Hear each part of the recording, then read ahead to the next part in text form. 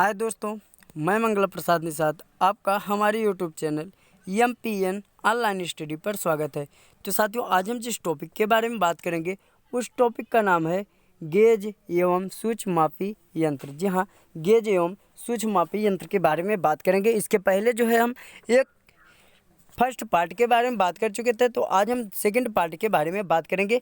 तो यह टॉपिक जो है साथियों, fitter first year, electrician first year, Turner first year, ITI के सभी फर्स्ट ईयर वालों के लिए है। और इस टॉपिक से साथियों आपको हम बता दें 28 से 32 नंबर के जो है क्वेश्चन आपसे पूछे जाते हैं। तो अगर इस वीडियो में जितने क्वेश्चन हैं अगर आप इसको तैयार कर लेते हैं तो यकीनन आप जो है 20 से 24 नंबर जो हैं आसानी से प्राप्त कर सकते हैं। तो चलिए हम क्वेश्चन पर बात करते हैं। तो पहला क्वेश्चन जो है साथियों वह है एक मीट्रिक वर्नियर माइक्रोमीटर का लिस्ट काउंट है। जी हाँ, एक मीट्रिक वर्नियर माइक्रोमीटर का जो लिस्ट काउंट होता है वह कितना होता है। तो ऑप्शन ए है 0.1 mm, ऑप्शन बी है 0.01 mm, ऑप्शन सी है 0.001 mm और ऑप्शन डी है 0.0001 mm। तो और यह क्वेश्चन जो है साथियों, इस टॉपिक के क्वेश्चन सबसे ज़्यादा आपके इंटरव्यू में भी, प्रैक्टिकल में और वाइवा में भी पूछे जाते हैं। तो आपका जो राइट आंसर होगा साथियों वह होगा जो है 0.001 mm। तो आगे चलते हैं, अगले क्वेश्चन पे हम बात करते हैं। क्वेश्चन नंबर 2 मात्र 15 महत्वपूर्ण क्वेश्चन है साथियों। अगर आप इसको तैयार कर लेते हैं तो यकीनन आप 20 से 24 नंबर जो है आसानी से प्राप्त कर सकते हैं।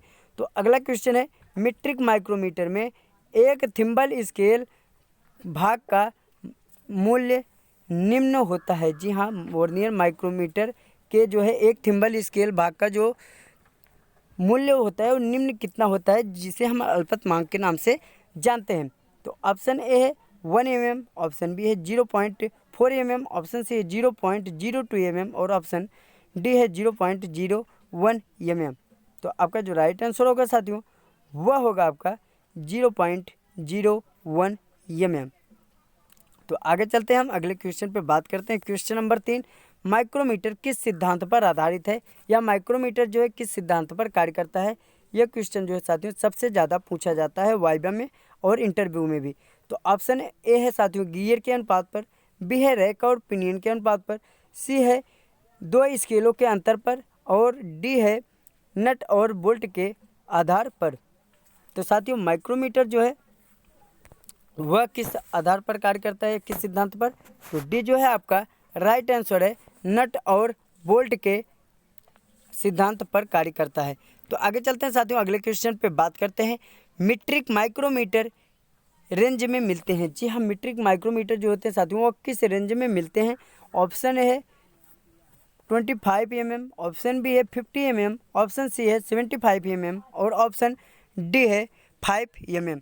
तो मीट्रिक माइक्रोमीटर जो है साथियों वह आपके 25 mm के रेंज में जो है मिलते हैं। तो आगे चलते हैं, हम अगले क्वेश्चन पे बात करते हैं। क्वेश्चन नंबर 5 माइक्रोमीटर का फ्रेम जो है किस धातु का बना होता है। जी हाँ, बहुत ही ज़्यादा महत्वपूर्ण क्वेश्चन है साथियों। आपके सबसे ज़्यादा प्रैक्टिकल वाइवा में भी यह क्वेश्चन पूछा जाता है कि माइक्रोमीटर का जो फ्रेम होता है वह किस धातु का बना होता है। ऑप्शन ए है एल्युमिनियम का, बी एनवार स्टील का, सी हाई स्पीड स्टील और डी क्रोमियम स्टील। तो जो राइट आंसर है साथियों आपका है एनवार स्टील का। तो आगे चलते हैं, अगले क्वेश्चन पे बात करते हैं साथियों। Question number 6 vernier height gauge के द्वारा मार्किंग करते समय कार्य को प्राय। जी हाँ, हम जब वर्नियर हाइट गेज के साथ जब कार्य करते हैं, मार्किंग करते हैं साथियों, तो हम कार्यखंड को किस पर बांधना चाहिए, किस पर सहारा देना चाहिए।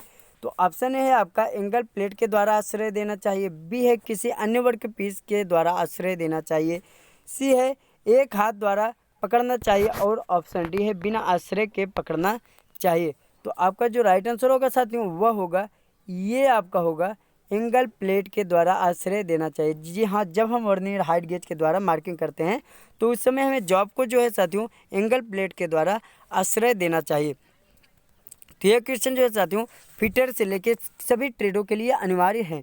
तो अगला क्वेश्चन है एक वर्नियर माइक्रोमीटर का लिस्ट काउंट इंच में होता है। जी हाँ, एक वर्नियर माइक्रोमीटर का जो लिस्ट काउंट होता है वह इंच में कितना होता है। ऑप्शन ए है 0.01 इंच, ऑप्शन बी है 0.01 इंच, ऑप्शन सी है 0.001 इंच और ऑप्शन डी है 0.0001 इंच।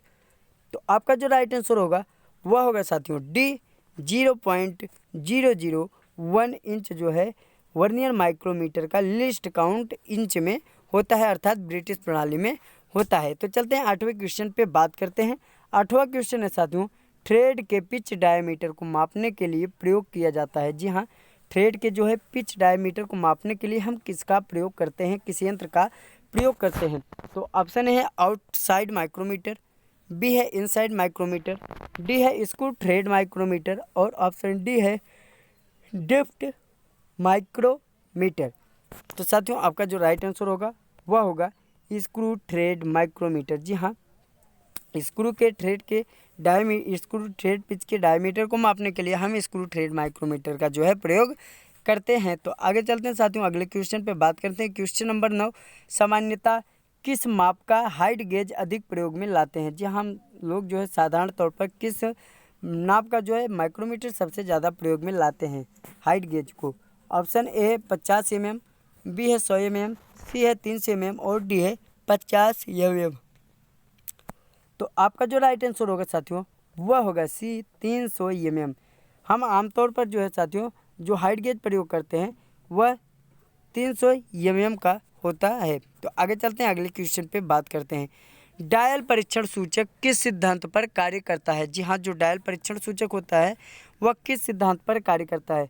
ऑप्शन ए है रैक एवं पिनियन, बी है नट और बोल्ट, सी है 2 स्केलों के अंतर पर और डी है गियर के अनुपात पर।